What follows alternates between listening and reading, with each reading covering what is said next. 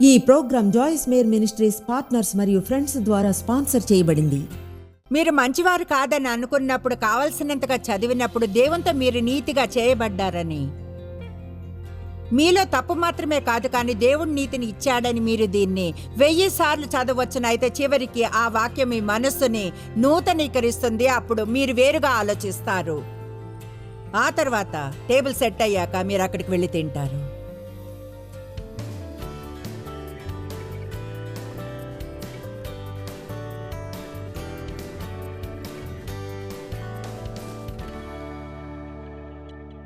All right తండ్రి, ఈనాటి వాక్యానికై thanks.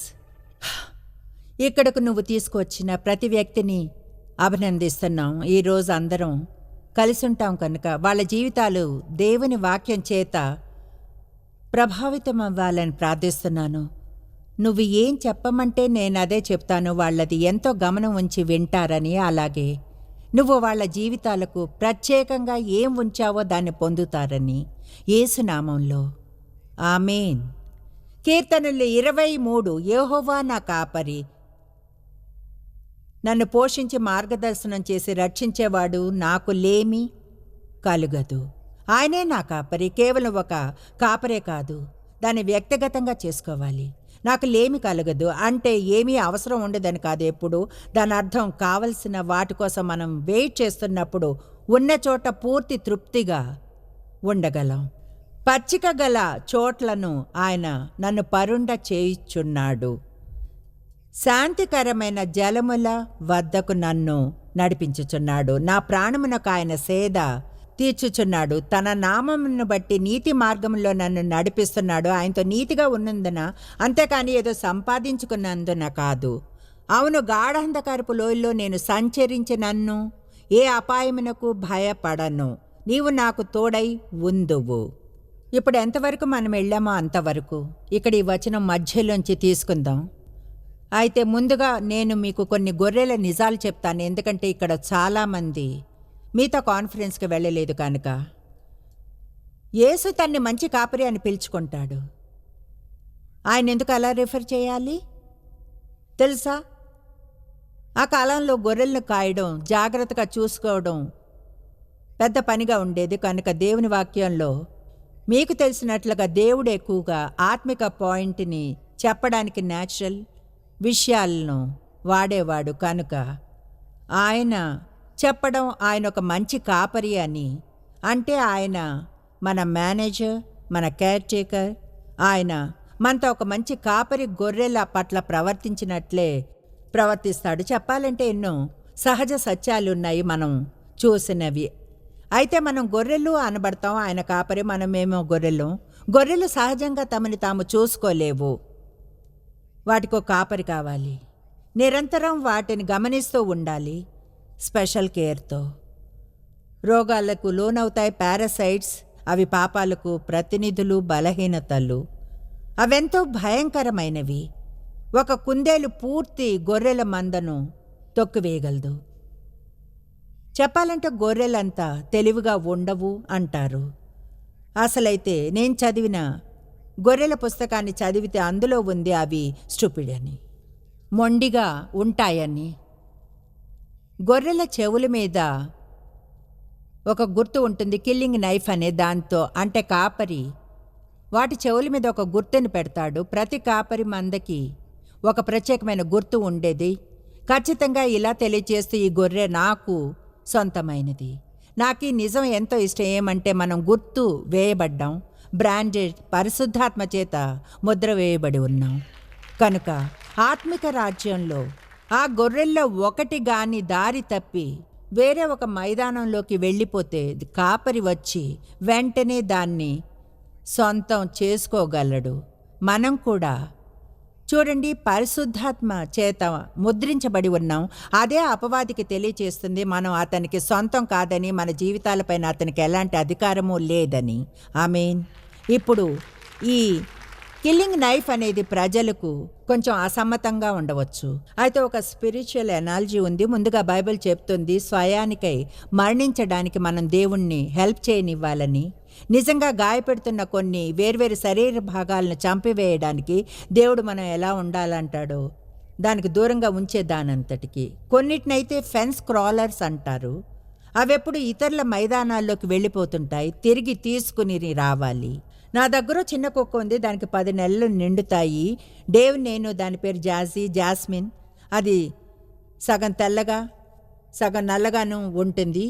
అది ఎంతో మంచి బుజ్జి కుక్క, ఎంతో క్యూట్గా ఉంటుంది. అయితే నేను పిలిచినప్పుడు మాత్రం నా దగ్గరకు రాదు. దానికి నేను ట్రీట్ ఇవ్వనంత వరకు. అందువలన దానికి కిచెన్ అవకాశాలే ఉన్నాయి. అంటే అది ఇల్లంతా తిరగదు.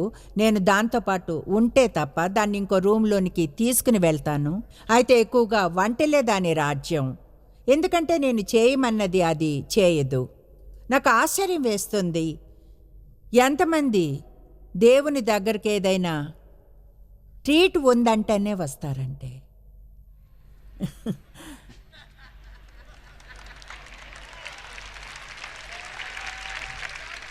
ఇక అందువలన మనకు కేవలం కిచెన్ అవకాశాలే ఉంటాయి, లేదా ఏవో కొన్ని చిన్న అవకాశాలు. ఒక పూర్తి ఇంటినే దేవుడు మనకు ఇవ్వాలనుకుంటాడు తిరగడానికి. అయితే ఇవ్వలేడు, ఎందుకంటే ఆయన ఏదైనా చెప్పినప్పుడు మనం వినం కనుక. నేను ఇది 1-2 సార్లు నేను చేసే ప్రతి సభలోనూ చెబుతుంటాను. మీరు అర్థం చేసుకోండి, దేవుడు చెప్పేదో లేక వద్దన్న ప్రతిదీ కూడా ఆయన కోసం కాదు, మన కోసం అని.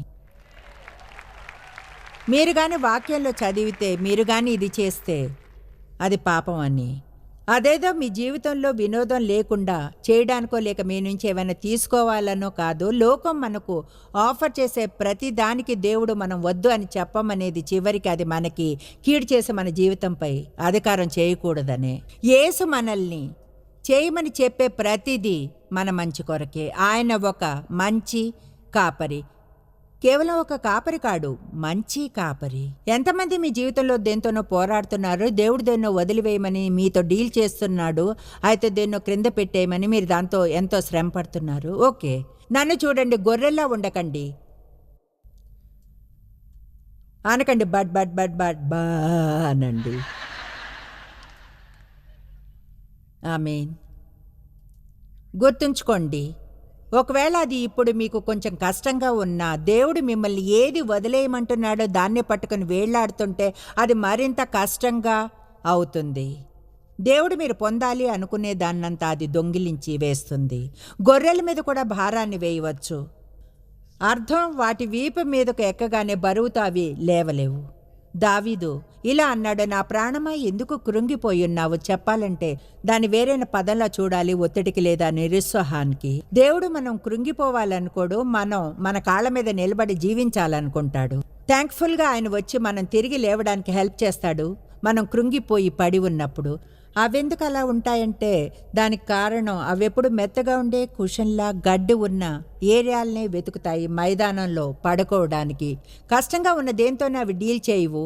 ఆశ్చర్యం, బలం కష్టాలనే పొందుతాము. కష్టమైన వాటిని గురించి భయపడ్డం మానాలి. అది ఏదైనా సరే, దేవుడు ఇప్పుడు మీతో డీల్ చేస్తున్నాడు అనుకుంటే మనం చెప్పే మొదటి సాకు ఇదే. అయితే దేవా, అది చాలా కష్టం, చాలా కష్టం. ఒకటి తెలుసా, కష్టమైన వాటిని గురించి భయపడకూడదు. ఎందుకంటే కష్టాల పట్ల మనల్ని దృఢంగా చేస్తాడు, మనల్ని ఇంకా గొప్ప పనులకు యూజ్ చేసుకోవడానికి. ఆ తర్వాత గొర్రెల ఊల్ని తీయడం. కొన్నిసార్లు వాటికి చాలా ఊలు ఉంటుంది.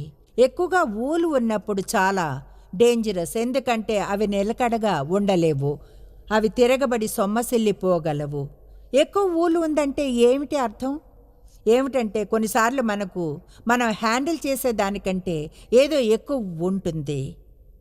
కొన్నిసార్లు ఎవరో ఒకరు వస్తారు, మన జీవితంలోని ఒక వరాన్ని గుర్తించి మనల్ని ఒక హోదాలోనికి ప్రమోట్ చేయాలనుకుంటే ఆ హోదాకి ఆత్మికంగా పరిణతి చెంది ఉండడం, చివరికి అది మనకు మంచిని చేయడానికి బదులుగా కీడుని చేస్తుంది. వేరే ఒక సందేశంలో ఒక ఉదాహరణ గురించి షేర్ చేసుకున్నా, అది మళ్ళీ చెప్తాను. ఈరోజు చాలామంది కొత్త వారు ఇక్కడ ఉన్నారు, అలాగే టీవీ ప్రోగ్రాం చూసేవారు దీన్ని బహుశా విని ఉండకపోవచ్చును.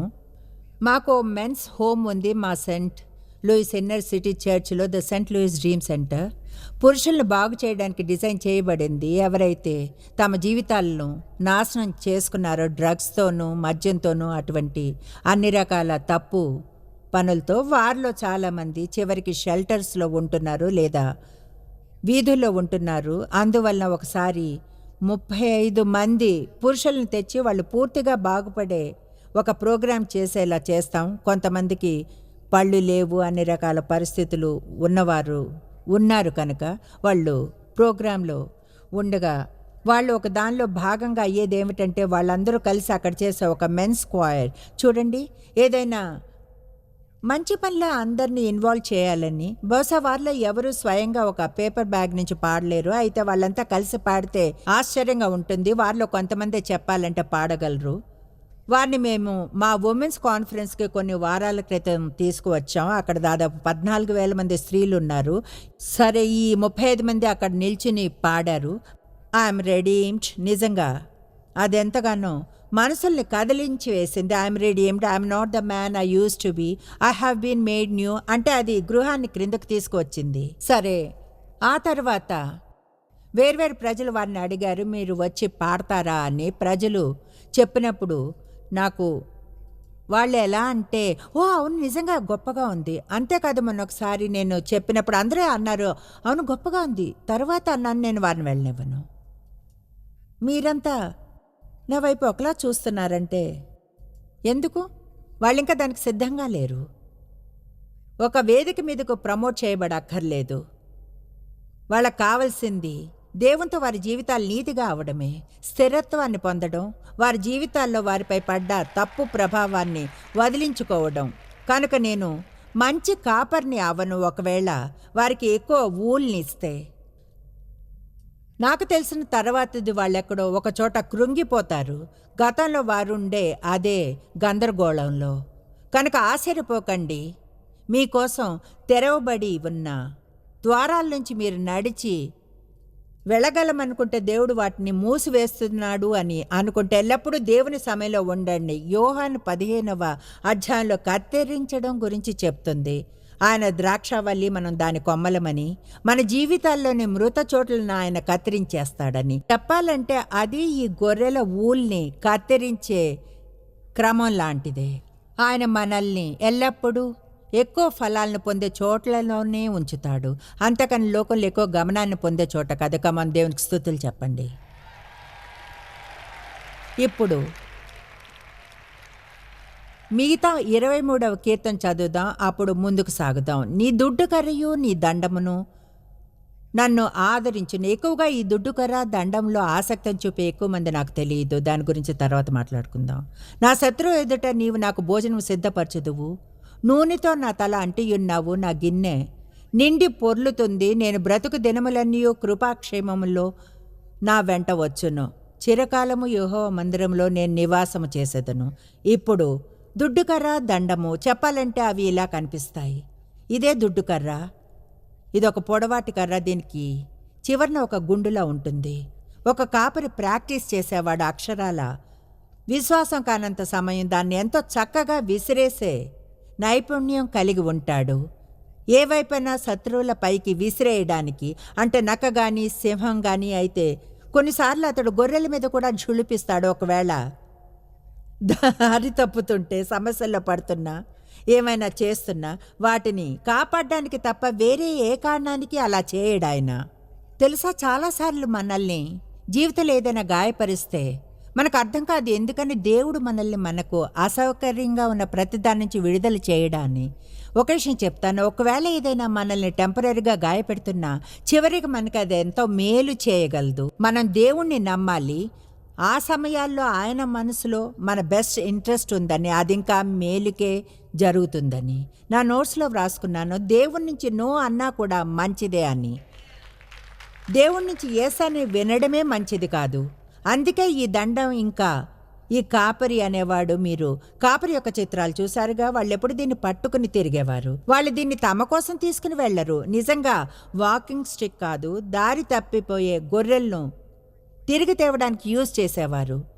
వాళ్ళు అక్కడికి వెళ్ళి మెడ చుట్టూ పెట్టి లాక్కుని వచ్చేవారు. ఈ ఉదయం నేను ఓ గొర్రెనయ్యాను.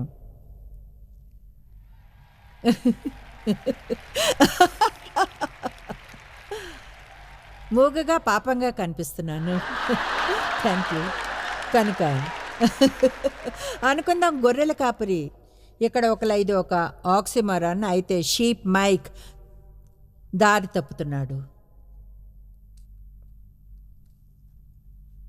మనం తిన్నగా ఇక్కడ ఎక్కడ ఉండాలో అక్కడ ఉందాం. దీన్ని యూజ్ చేయడానికి మరొక విషయం ఏమిటంటే నాకు అది ఇష్టం.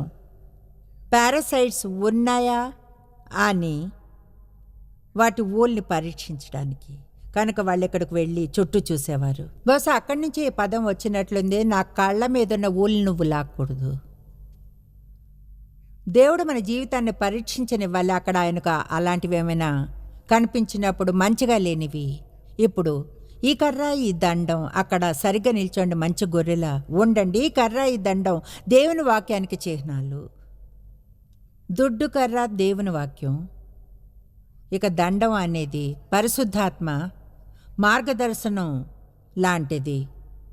అందువల్ల మన జీవితాల్లో దేవుడు ముఖ్యంగా యూజ్ చేస్తాడు. మీరు పాపంగా ఉన్నారు బ్రదర్, మీరు బాగున్నారు. దేవుడు ముఖ్యంగా ఆయన వాక్యాన్ని, ఆయన పరిశుద్ధాత్మను మన జీవితాలను సరిచేయడానికి యూజ్ చేస్తాడు. దాంతో భయపడకండి, సరేనా? మా పిల్లలకి ఎప్పుడు ముందుగా వాక్యాన్ని ఇస్తాను. ఒకవేళ వాళ్ళు వినుకుంటే వాళ్ళ పరిస్థితులను టచ్ చేయడానికి భయపడను. కమాన్. సరే, వాళ్ళు దీన్ని వేరే దేనికి యూజ్ చేస్తారంటే ఇది బాగుంది అనుకున్నాను. ఒకవేళ గొర్రె ఒంటరిగా ఉంటే, అంటే బయటకు స్వయంగా వెళ్ళడం, ఎవరితోనూ ఏ సంబంధం లేనట్లుగా, అది ఒంటరిగా ఉండి మిగతా మంద ఒక చోట ఉంటే కాపరి దాన్ని మంద వద్దకు తిరిగి తీసుకురావడానికి దీన్ని యూజ్ చేస్తాడు. వేరే గొర్రెలతో పాటు అది సరైన సంబంధాన్ని పొందగలిగేలా. కమాన్, మీలో కొంతమంది ఒంటర్లు. మీరు వెళ్ళి, థ్యాంక్స్ మైక్, మీరు వెళ్ళి కూర్చోవచ్చు. ఎప్పుడు మీరు చర్చి చివరి వరుసలో కూర్చుంటారు, ఎవరితోనూ మాట్లాడాలనుకోరు, ఎవరితో అయినా ఇన్వాల్వ్ అవ్వాలని. దేవుడు మీ వెనక కర్రను పట్టుకుని రావాలేమో, మిమ్మల్ని అందరి వద్దకు తీసుకొచ్చి ఇన్వాల్వ్ అవ్వడానికి హెల్ప్ చేసేలా. ఇప్పుడు దేవుని వాక్యం అంటే ఎంతో అద్భుతంగా ఉంటుంది. కొన్నిసార్లు నాకు తెలియదు అదెంత అద్భుతమైనదో, ప్రజలకి ఎలా చెప్పాలన్నది. ఇదేదో సహజమైన సాధారణమైన మాట కాదు. ఈరోజు మాట్లాడితేనే వినడానికి రాలేదు. వేదిక మీద నిల్చుని నేను మాట్లాడుతుంటే, అవును మాట్లాడుతున్నాను, అయితే చెప్పేదానిలో విషయం ఉంది. ఇందులో దేవుని వాక్యంలో శక్తి దాగి ఉన్నది. నేను ఇక్కడ నిల్చుని ఇలా అంటే గాడ్ బ్లెస్ యూ, అందులో ఏదో ఉంది, అది మీలో ఏదో చేస్తుంది, మిమ్మల్ని పైకి లేపేది. నేను ఇక్కడ నిల్చుని ఇలా అంటే మీ పాపాలు క్షమించబడ్డాయి, క్రీస్తు రక్తం ద్వారా మీరు నూతన సృష్టి అని, అది మీకు జీవాన్ని ఇస్తుంది. యేసన్నాడు, నా మాటలు అవి ఆత్మ, అవి జీవము అని. మిమ్మల్ని మీ ప్రైవేట్ స్టడీ టైంలో ప్రోత్సహిస్తున్నాను, లేదా చర్చికి వెళ్ళినప్పుడు, లేదా టీవీలో ఎలాంటి రూపంలో అయినా వాక్యాన్ని చూసినప్పుడు, లేదా రేడియోలో విన్నప్పుడు, ఎన్నడూ దేవుని వాక్యం వద్దకు ఆబ్లిగేషన్తో రావద్దు. మీకున్న చిన్న సమయంలో దేవునితో ఉండి మీ ఆబ్లిగేషన్ పూర్తి చేశామని అనుకునేలా ఇది మీ జీవితం. అంటే ఇదే మనల్ని నడిపిస్తుంది, సమస్యలకు దూరంగా ఉంచుతుంది. ఇది మనల్ని మన శోధనలో పడ్డప్పుడు, ఎంతమందికి ఏదైనా తప్పు చేయాలి అన్న శోధన కలిగినప్పుడు మీ లోపల వాక్యపు కొంత భాగం మీలో పైకి లేస్తుంది. మీరు ఒక వచనాన్ని వింటారు, పరిశుద్ధాత్మ మీతో వాక్యాన్ని చెప్పడం, మీకు వెంటనే తెలుస్తుంది ఆ పరిస్థితుల్లో ఏం చేయాలో. దేవుని వాక్యం అద్భుతమైంది. ప్రోత్సహిస్తున్నాను వాక్యాన్ని చదవమని, మీరుగా తెలుసుకోమని, అవసరమైనప్పుడు కోట్ చేయగలిగేలా వాక్యపు భాగాలను తెలుసుకోండి. పరిశుద్ధాత్మని మీ జీవితానికి మార్గదర్శనం చేయనివ్వండి. సరే, 2 తిమోతి 4:2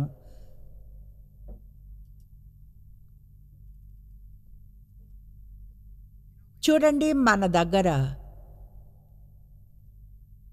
ఒకలా కొన్ని ప్రత్యేకమైన సర్కిల్స్లో ఈరోజు ఒకలాంటి విషయం జరుగుతూ ఉంది. అంటే నాకు దేవుని ముందు నిలిచిన ఆయన నాకు ఇచ్చిన వరానికి లెక్క అప్పచెప్పడం అంటే అసహ్యం.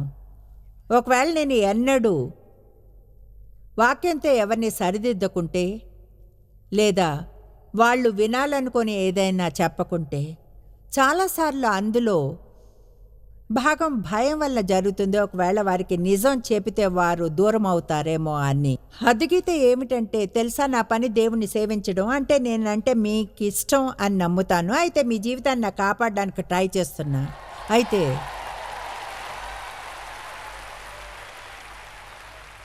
మనం నివసించే ఈ సమాజంలోనే ఎవరైనా మనం నిలిచిన ప్రజలకు చెప్పాలి, చూడండి వ్యభిచారం తప్పు, వివాహేతర సంబంధం తప్పు, మీతో పెళ్లి కాని వారితో జీవించాల్సిన అవసరం లేదు, వారితో సెక్స్ని చేస్తూ ఈ పనులు తప్పు. మనం అలా చెప్పకుంటే అప్పుడు ప్రజలు దారి తప్పినప్పుడు లెక్క మనం అప్పగించాల్సి వస్తుంది.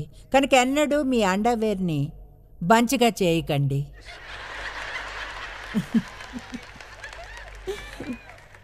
ఒక బోధకుడు ఏదో చెప్పినందున అది మీ జీవితంలోని పాపపు ఏరియాని ఎదుర్కోవచ్చును. ఎవరి మీద కోప్పడకండి, నిజం చెప్తున్నందున, మీకు ఆ నిజం వినడం ఇష్టం లేనందున.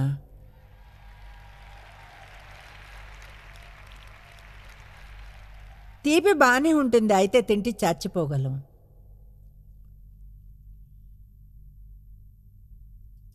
2 తిమోతి 4:2 చాటించి వాక్యమును ప్రకటించుము. ఇది తిమోతికి పౌలు ఇన్స్ట్రక్షన్. వాక్యమును ప్రకటించుము, సమయమందును అసమయమందును ప్రయాసపడుము, ప్రక్కనే ఉండి సిద్ధంగా ఉండు. వీలుగా ఉన్నను లేకున్నను, స్వాగతించబడిన లేకున్నా వాక్యాన్ని బోధించే ఒక బోధకునిగా ప్రజల జీవితాలు ఏ విధంగా తప్పైనవో వారికి చూపించు. సంపూర్ణమైన దీర్ఘ శాంతముతో ఉపదేశించుము, ఖండించుము, గద్దించుము, బుద్ధి చెప్పుము.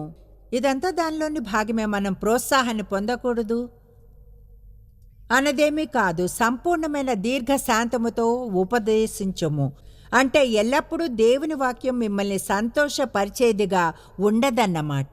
కొన్నిసార్లు దేవుడు వాక్యంలోని ఓ భాగాన్ని మీ మీదకు విసురుతాడు. అది మీ జీవితంలో ఏదో ఒక ఏరియాతో డీల్ చేయవచ్చు.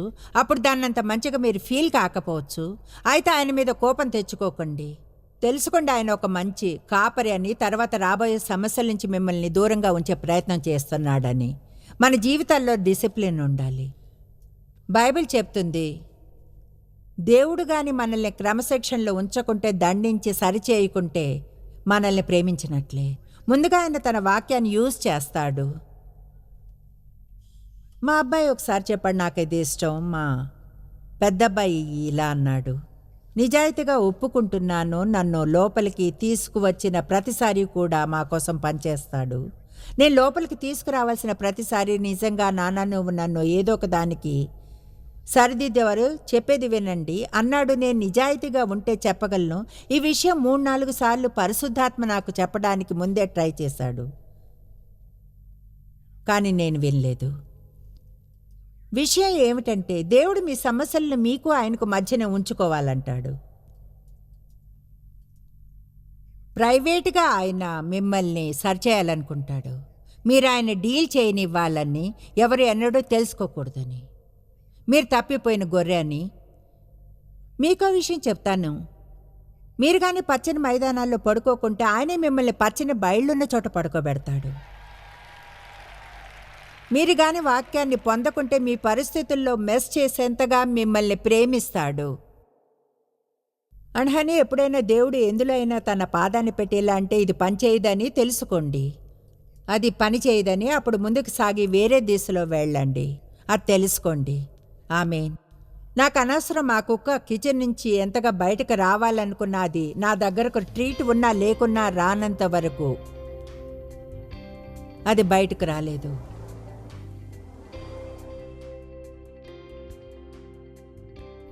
మనం గుర్తుంచుకోవాలి, దేవుడు ఒక మంచి కాపరి అని.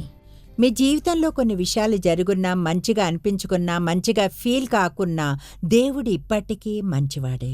ఈరోజు ప్రోత్సహిస్తున్నాను, ఆయన ఎవరో అలాగే ఆయన్ని వెతకమని. అంతేకాని మీకేం చేయగలడు అని కాదు. నేను చెప్పినట్లుగా ఆయన ముఖాన్ని వెతకండి, హస్తాన్ని కాదు. మీరు ఎన్నడూ తెలుసుకోలేనంతగా జాయిస్ మేరీ మినిస్ట్రీస్లో మీరు మాకెంతో ముఖ్యం. మిమ్మల్ని అభినందిస్తున్నాం. మా ప్రపంచ వ్యాప్తపు మినిస్ట్రీ సాధ్యం అయ్యేలా చేసే మా ఫ్రెండ్స్ మరియు పార్ట్నర్స్ కి థ్యాంక్స్. అందరం కలిసి ఆకలిగొన్న వారికి భోజనం పెడుతున్నాం, బీదలకు బట్టలు ఇస్తున్నాం, సువార్తను దేశాలకు చాటుతున్నాం. మమ్మల్ని కాంటాక్ట్ చేయండి లేదా joycemeyer.org ఈ రోజే విజిట్ చేయండి.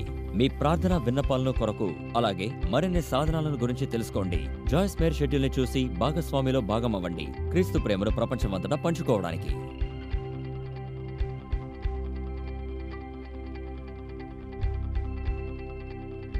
ఈ ప్రోగ్రాం జాయిస్ మేయర్ మినిస్ట్రీస్ పార్ట్నర్స్ మరియు ఫ్రెండ్స్ ద్వారా స్పాన్సర్ చేయబడింది.